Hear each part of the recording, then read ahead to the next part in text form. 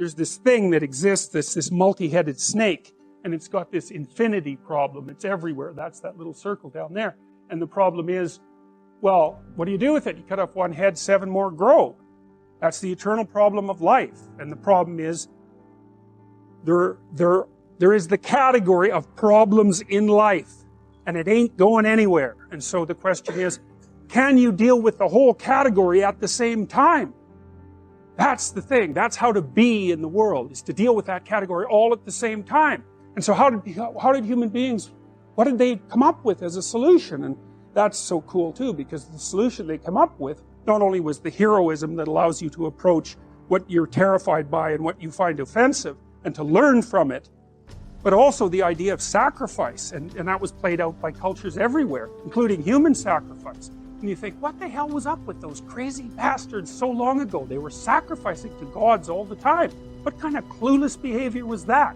Burn something and please God. Burn something valuable and please God. It's like, what was with them? What were they thinking?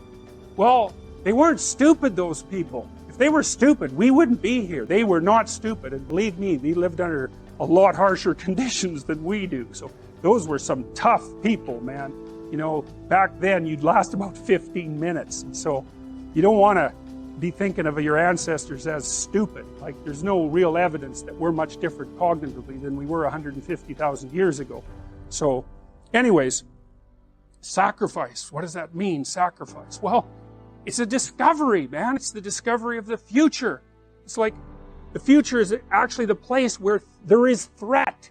And it's always going to be there. So what do? You make sacrifices in the present so that the future is better. Right. Everyone does that. That's what you're doing right now. That's what you're doing here. That's what your parents are doing when they pay money to send you to university. They think, you can bargain with reality.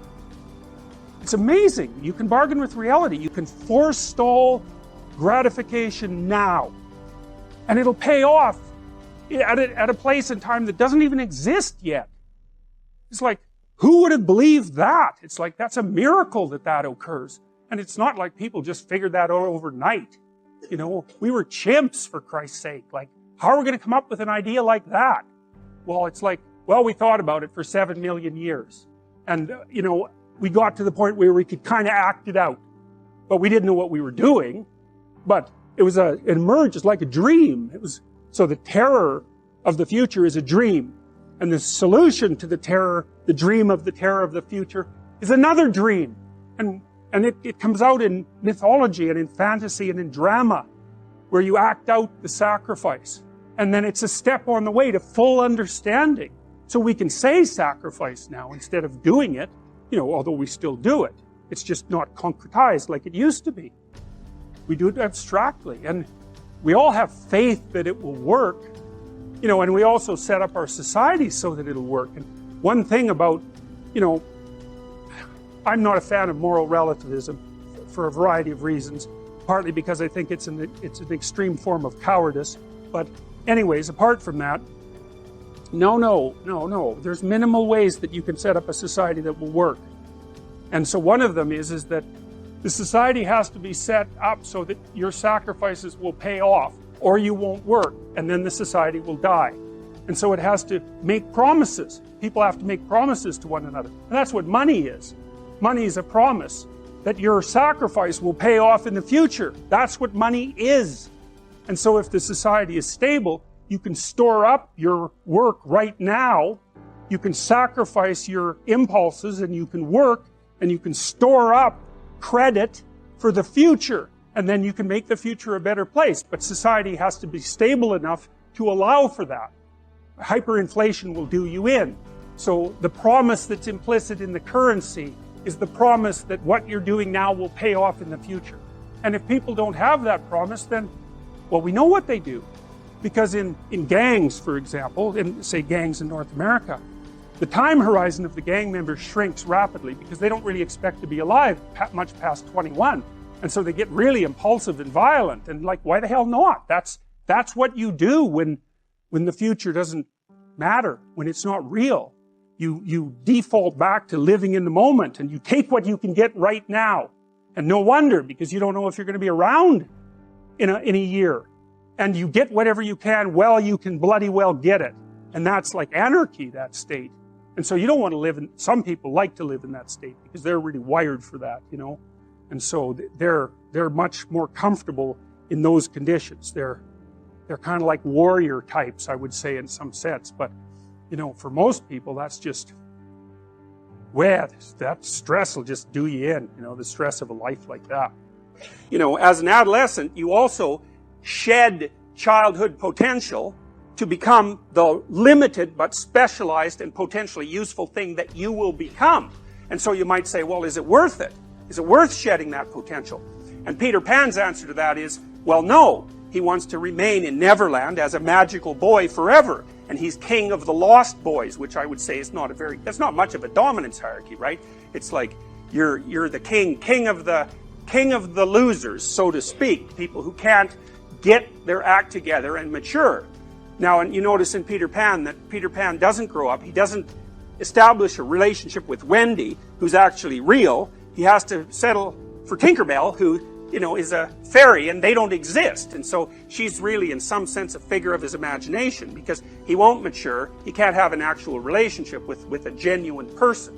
So he has to satisfy himself with, well, it's something like a pornographic fantasy, actually. So seriously, it is like that. I mean, it's toned down a lot in the movie version, obviously, but still, that's what's underlying it. Now, you might say, well, why doesn't Peter Pan want to grow up? And the answer is, the only figure of authority that's around for him is Captain Hook. And he doesn't like Captain Hook, and that's because Captain Hook is a tyrant, he's brutal, you know, and he's also a coward, because he's lost a hand already to a crocodile with a clock in its stomach. That's chaos and time. You know, that's the dragon that lives underneath everything. It's like the basilisk in Harry Potter. And that damn crocodile's already got a piece of him, which is exactly the case. Like, that crocodile's got a piece of me. You know, I'm older than 50, and so time has already got its grip on me. And, you know, part of the problem of being adult is that you also have to take the fact that you're finite and limited into account. And if you're terrified by that, which people tend to be, then it can easily turn you into a tyrant. Because you're afraid of everything or disgusted by everything, and you have to ramp up the amount you control it. And so Peter Pan looks at Captain Hook and he thinks, there's no damn way that's what I want to end up as. So he's got a bad role model. I've been telling people online in various ways and in lectures that they should start fixing up the world by cleaning up their room. And I wanted to just elaborate on that a little bit before I get back to the lecture itself. So, as it's become this weird internet meme, you know, and it's a joke, and good, it's a joke. I'm really happy about the fact that so much of this has got like the leaven of humor in it. It's really important, because that's what stops things from degenerating into conflict, humor. And I was thinking about this idea of cleaning up your room in relationship to the mustard seed idea. And you see, the thing about cleaning up your room, this is also something I learned from Carl Jung and his studies on alchemy, because for Jung, when the alchemist was attempting to make the philosopher's stone, he was not only engaged in the transformation of the material world, but he was engaged in a process of self-transformation that occurred at the same time as the chemical transformation. So it was a psychological work in some sense. Let's say you want to sort out your room and beautify it, because the beauty is also important. And let's say that all you have is just a little room, like you're not rich, you're poor. And you don't have any power, that's another thing. But you've got your damn room, and you've got this space right in front of you, you know, that's a part of the cosmos that you can come to grips with. And you might think, well, what's there in front of you, right in front of you? And the answer to that is, it depends on how open your eyes are. That's the proper answer, because you could say, and William Blake said this, for example, Aldous Huxley made comments that were very similar, that in a transcendent state, you can see infinity in the finite. And you might say, well, you can see infinity in what you have within your grasp if you look, and you could say maybe that's the case with your room. And so you want to clean up your room. Well, okay, how do you do that exactly? Well, a room is a place to sleep.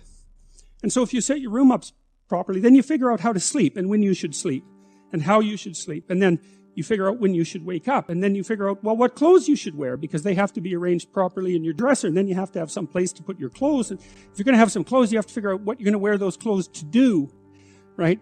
And then that means you have to figure out what you're going to do. And then your room has to serve that purpose, because otherwise it isn't set up properly. And if it doesn't set up if it doesn't serve your purposes, you will be unhappy and not happy in the room, because the way that we perceive the world is as a place to move from point A to point B in. And then if the place that we're in facilitates that movement, then we're happy to be there. And if the place that we're in serves as an obstacle to that movement, then we're unhappy to be there. And so what it means to set up your room is that you have to have somewhere to go that's worthwhile, or you can't set up your room. And then your room has to be set up to facilitate that. And then the next thing is, well, maybe you have to make it beautiful. But that's not easy, right? That means you have to have some taste. And that doesn't mean you have to have money. It doesn't. Because you can be garish with money. And you can be tasteful with nothing. All you need is taste. And taste beats money when it comes to beautifying things. I mean, not that money is trivial, because it's not. But taste is crucial. And people who are very artistically oriented can make beautiful things out of virtually nothing. And not only that, the literature suggests that if you're going to make beautiful things, putting real constraints on what you allow yourself to do facilitates creativity instead of interfering with it. Because let's say you have to make something out of nothing, right? Which I suppose would be a godly act, right? You have to make something out of nothing. You have to be creative in order to do that. And so then to beautify your room means that you also have to develop your capacity to be creative. And so then you can make your room shine. But then what will happen is that if your family isn't together, they will interfere with that. You'll interfere with that because you won't have the discipline to do it properly. But then when you start building this little microcosm of perfection with what you have at hand, then it'll evoke all the pathologies of everyone in your household. They'll wonder what the hell you're up to in there. And they won't necessarily be happy, because if they're in a lowly place, let's say, and so are you, and you're trying to move out of that, then the higher you move out of that, the more the place they're in looks bad. And you might say, well, what they should do is celebrate your victory over chaos and evil, but that isn't what will happen. What will happen instead is that they will attempt to pull you back down.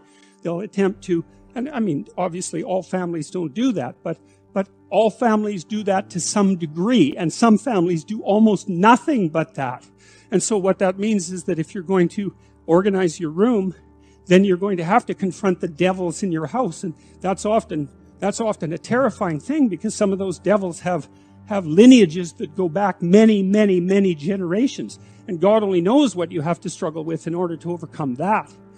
And so to sort yourself out and to fix up your room is a non-trivial matter, and you can do that. You'll learn by doing that, and then maybe you'll learn enough by doing that so that you can fix up your family a little bit, and then having done that, you'll have enough character so that when you try to operate in the world, at your job, or maybe in the broader social spheres, that you'll be a force for good instead of harm, because you'll have learned some humility by noting just how difficult it was to put your damn room together. Well, and yourself for that matter. And so you'll proceed cautiously with your eyes open towards the good.